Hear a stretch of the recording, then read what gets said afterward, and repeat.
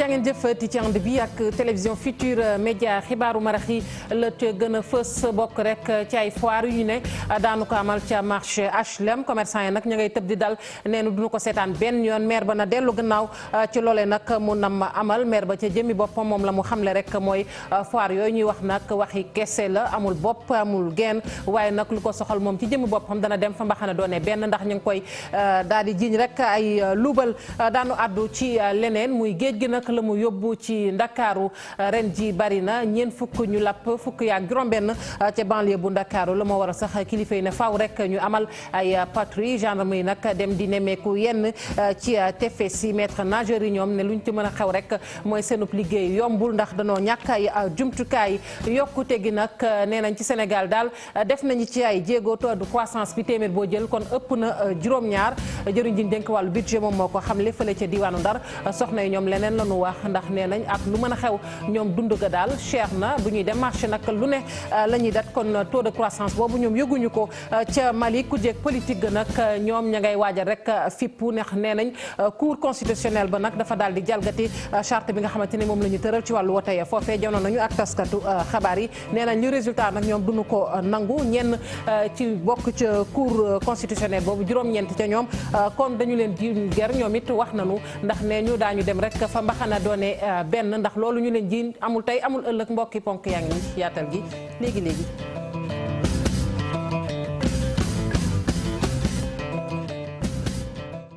dale nag jàmm ci xibaaru marax yi ñu tàmbali ko fële ca marché HLM ak li ñu ne dañuy amal ay foire loole nag ñu ne dinañ koy faral di def rek saa yu kon xew-xew bu mag jub see xam ngeen ni tabaski kon mi ngi ñëw foofu nag commerçant yi ña ngay wadd di dal nee nañ duñu ko nangu tey duñu ko nangu ëllëg maire ba nag la ñuy sàkku rek mu dellu gannaaw ci loolee nga xamante ni moom la nam ma amal ba ñu nag ba daal di koy rek yóbbu ca yoon ñu ngi amal sax ay nemmeeku jamono ji di gisee ñi nga xamante ne nag ay kilifa diine lañu ngir nag ñu wax ci mbir mi may mun a xewoon na fa. lii ñu duppee ay chapiteaux di béréb yoo xam ni mën nañu fee lal jaay féete ci avenue Cheikh Ahmadou Bamba commerçant yi féete marché HLM nee nañu bëggatuñu koo gis bu ñuy dëgmal ay feet. commerçant yi d'accorduñ ci livre yi d'accorduñ ci te mu tënu tëj te mënuñu ci dara ndax te mu tënu tëj bëgg noo laaj Pape Seck kan moo ko ngemb ndax. toog nañu présidence ci kanam président Macky Sall mu jóg ci boppam Macky Sall nii salle bi tey 700 personnes tegale ngi fi ci loolu ñu ne ko ñu doon am jafe-jafe HLM ak marché yi muy foire yi mënuñu ci dara te ñun te nañu ticc añi nañ ko fii nag yow mi borom réew mi nga fajal lu ko. bureau national bu UNACOIS jàppoo bi nga xam ni moo féete ci HLM nee nañu léegi sax far. duñu fayati li ñu duppee taxe municipale. dafa jaay parking bi ay nit ba pare bi ñu ko dafa far tàgguwu leen waxtaan ak ñoom porté nañ ko plainte nag porté nañ ko plainte ci lu wér. deuxièmement marché bi troisièmement marché bi jël nañu décision daañu jëli de payer toute taxe municipale. commerçant yi ñoom nee nañu léegi nag li ñu bëgg mooy ñu ubbi ab l'enquête bu ko defee ñu xool mbir mi ana lan moo ci nekk dëgg. le maire di ko gën a étouffer en mettant partout des cantines yoo xamante ni da koy jaay les gens disent que il récolte plus de 100 millions et on a des sources sûres que ces millions là du ko verser au trésor. On demande à ce que l'État puisse mener quand même une enquête. kuréel gi nga xam ni moo ëmb commerçant yi nekk ci marché HLM nee nañu fi mu toll nii li ñu xamoon rek def nañu ko fi mu toll nii bëgg nañu ñu xoolaat marché bi ana nan lay doxee. Maimouna Ndiaye maire ba nag ñu ne day lubal du samay kaddu dégg nañu léegi commerçant yi di ko wax nag ci reportage boobu la maire ba di Babacar Sadikh Seck weddina ba set wecc tuuma yooyu nag nga xamante ni teg nañu ko ci ndoddom lu ci mel ni lubal nee na nag dana dem fa mbaxane doone benn ndax kat ña ngay saax-saaxee deram te moom loolee du ko nangu lu soxal nag parking boobee ñuy tudd nee na parking privé la te fi mu nekk nii sax commencé guñu ko jëfandikoo ñu teewlu maire bu HLM. man dama ne woon dootuma waxati ci affaire bii mais mënu leen ñëw fii te duma leen jël duma wax yéen mais il faut aussi ñu rendre service wax buy ñëw di ñëw at bu jot te du lu bees parce que foofu ñuy def foire laaj leen lan moo nekkoon foofu da ngeen laaj fii lan lañ fi daan def bu koor jotee bu tabaski jotee lan lañ fi daan def loolu fa mus ne moo fa doon nekk ba nekk fa kër mu am ñu fa dëkkoon di fanaan foofu jour bi ñu koy dindi am na ñu juddoo HLM ils m'ont dit maire ñun fii la ñu juddoo mosuñoo gis garab gi lu ñëw ci suñu xel rek mu war a agrémenter cité bi rek ñun danañ ko def affaire bi fonctionné gul parce que luy fonctionné fii day am commission convention mooy am entre la mairie la perception et le promoteur promoteur bi dafa nekk di tester naka lañ mën a fonctionner coow bi bari na nag ñoom commerçant yooyu wax laa wax nag léegi ku ci jëkk tudd suma tur ne man maa def détournement ak man ak kii def foire bi dafa am lu ñuy pàccoo kooku dinaa ko porter plainte. ma ngoog yeneen i commerçant ngi nii di yëg lu muy nag ña féete ca marché Mame Diarra ba ca Pikine ñoom ña nga doon ñaxtu rek li ko waral ne ñu seen marché boobu nag dañu ko bëgg a toj ndax kat liggéeyu teer ba dafay jaar loolu nag lañu bëggu rek mu daal di am Ababacar Fall moom mooy délégué marché boobu ñu teewlu ko ak Salif Sow. ñun terewuñ projet bi jàll. mënuñu tere projet jàll mais ñun li ñu jaaxal mooy Macky Sall bi muy ñëw dafa ni yoonu yokkute la waxoon ñu toog ànd seeg moom fii ñun dañuy rebelle wu ñu si bëri Pikine gii lañ dëkk ginnaaw raay mu ñëw indi PSE pour avancer nit ñi wala leneen mais depuis bi mu toogee ba léegi secteur informel gisuñu seen bopp si lenn projet nag ak a neex muy defar yàlla na defar ak jàmm dëkk bu mel ni Panal tôt ou tard da ko fiy ba mais lan moo gën a bon defar ko ba pare toroxal saw askan moo teguwul fenn mënuñoo nekk fii tout près même pas 2 kilomètres ak Thiaroye ñu ñëw jël ay site jox waa Thiaroye dédommagé leen jox leen ba pare ñun joxuñu ñu fenn fu ñu nekk li ñu joxe buñ ko naw ay 400000 ay 300000 yooyu du dara boo jëlee fii ba 3 kilomètres bu la neexee wëral doo fi gis benn kër goo xamante ni place war na faa mën a nekk léegi borom kër yi ñi ngi profité di dajji seen i kër di ko luy ay 50000 job bi demeetul noo xamante ni carrément nit war na mën a jël wala ngay dugg si loo xamante ni munoo ko ñaanuñu kenn saraxuñu kenn ñun suñu métier la ñu am suñu liggéey la ñu am nañ ñu wut fu ñu recaser ñu liggéey. ñu yegg ba diwaanu Ndar ak syndicaliste yi nga xamante ne ñoom ñoo nekk ca kër docteur ba ñoom xëy nañu tey amal toogaayu ñaxtu di sàkku rek ñu indi leeral ci millions yu bari yooyu nga xamante ne dugal nañu ko ci kër docteur boobu te xamuñu nag na yëfee rek tëddee bu weesoo lool tamit neenu ki nga xamante ni moom mooy njiit la daal yorin ba mu yore kon hôpital boobee dëppawul ak yoon ñoom liggéeykat yooyu ñu ne lu baree bari ci service kon ma nga fa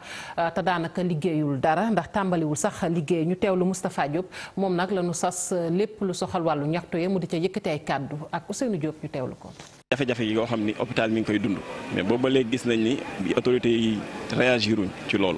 parce que population bi ñu ngi dund bu metti ci hôpital bi parce que da ngay ñëw war a def ay analyses yoo xam ne amu fi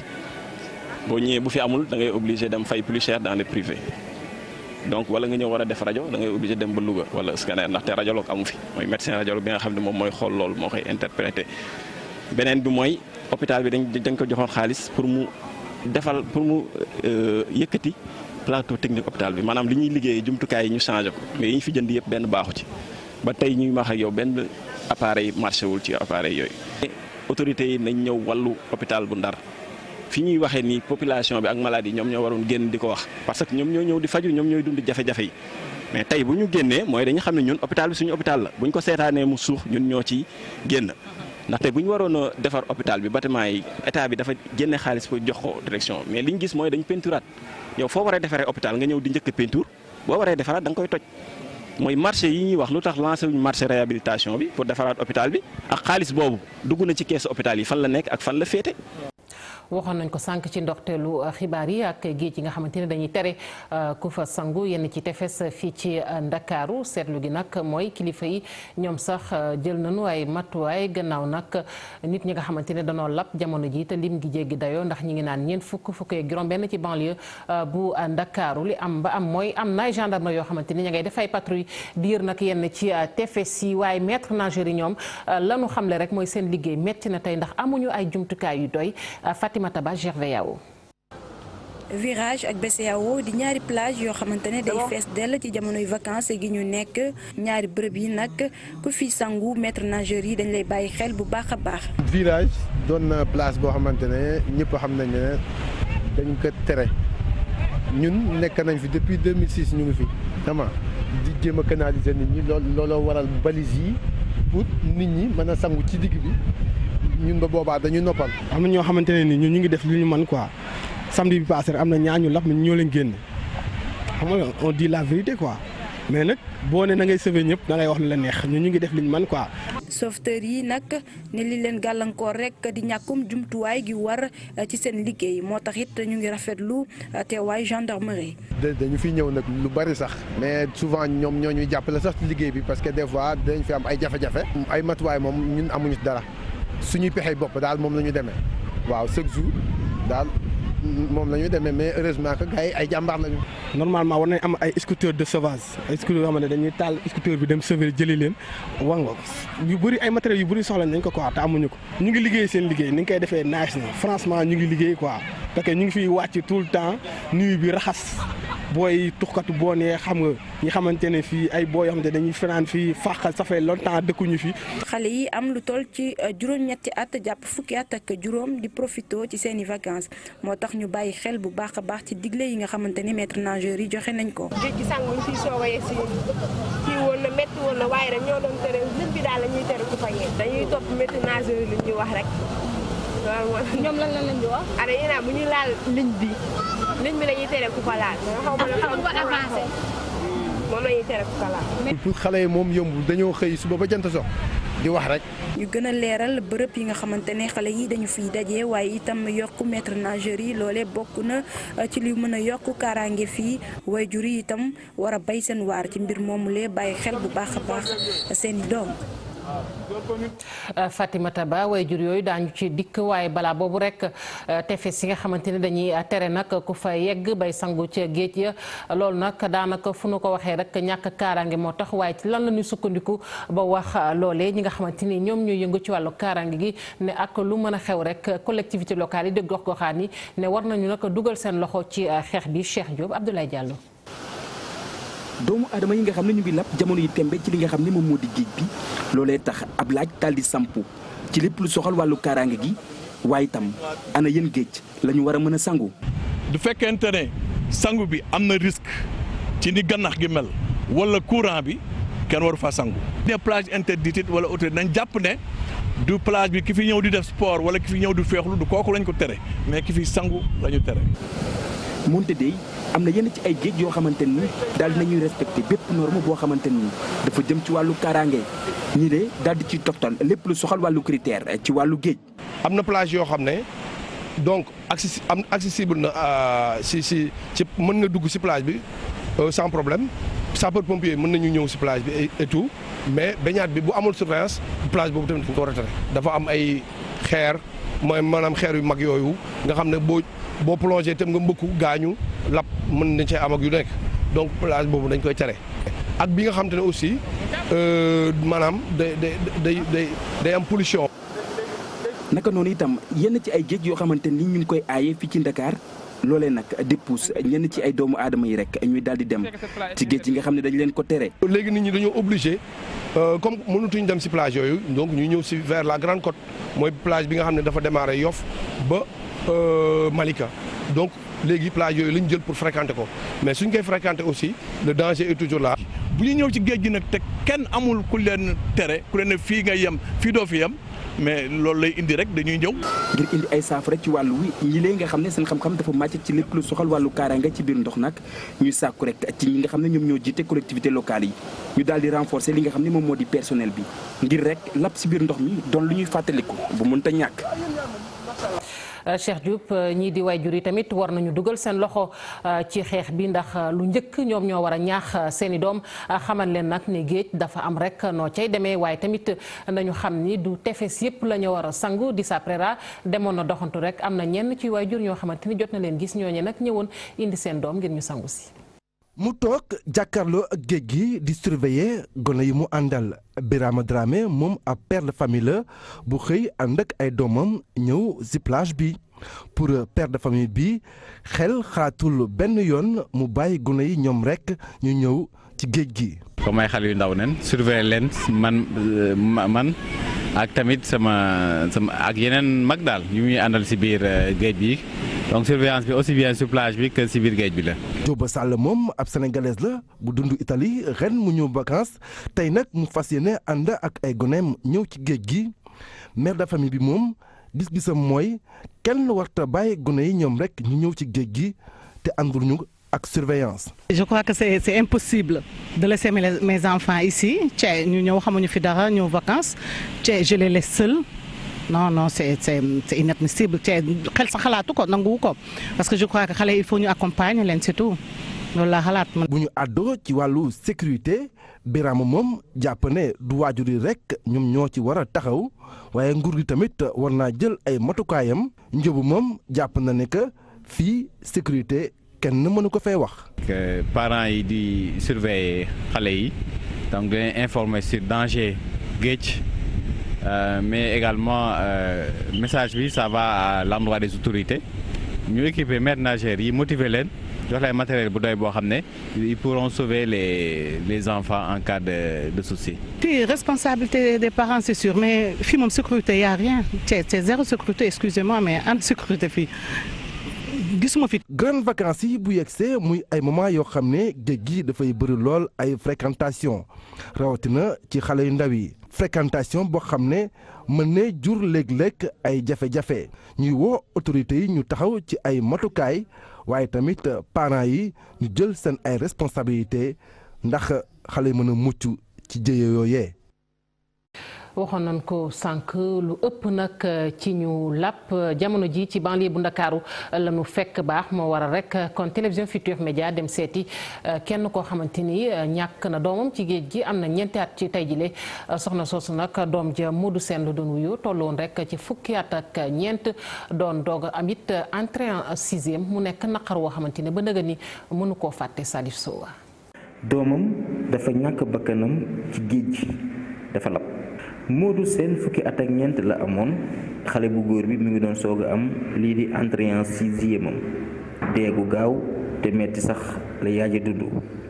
moom daa fekkoon mu wan lor waaye bañ ko waxee ne doomam lab na ca géej ga fa saase la amee doom. sama doom daa xëy suba si tàggu ma ne dafay dem football yi fu man na maa ngi defee dafa dem football yi ndeke boobu ñoom dañoo programme doon dem géej te man xamuma ko woon. léegi nag par la suite ma toog ba ay 3 heures 4 heures gisuma ko léegi sama xel bi yëpp tamit dem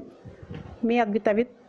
ñun ñëpp daal suñu xel yëpp demul ci woon loolu dañ pour ñun mu ngi ci terrain bi di football ndeke dem nañ géej